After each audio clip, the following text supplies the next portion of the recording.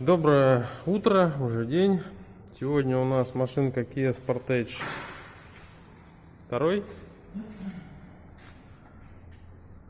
Клиент обратился к нам со стуками спереди. Ну, вообще сказал, все брякает. Смотрели подвеску, заменили сайлентблоки передних рычагов. Задние.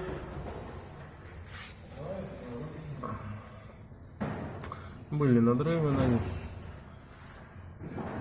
Но мы понимаем, что это не причина того стука, что беспокоит человека. Поэтому продолжаем искать дальше. Стук неестественный, вроде как пластмассовый какой-то. В первую очередь мы определили, что была не затянута петля капота. Мы ее затянули. Возможно, это оно, но тоже маловероятно. Продолжаем осмотр дальше капотного пространства. И определяем такое. Аккумулятор.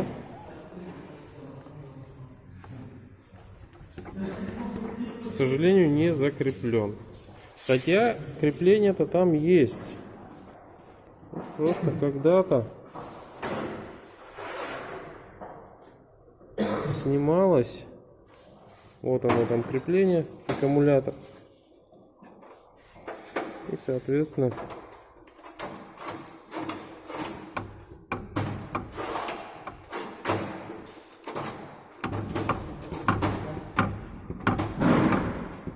могут быть эти стуки.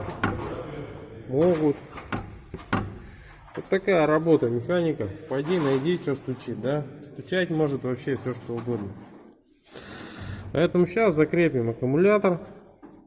Будем искать дальше. Так, раз за разом. Ищем, находим, устраняем. Катаемся, слушаем. А еще ведь часто бывают такие стуки. Приезжают, говорят, стучит. Садимся вместе, едем. Не стучит.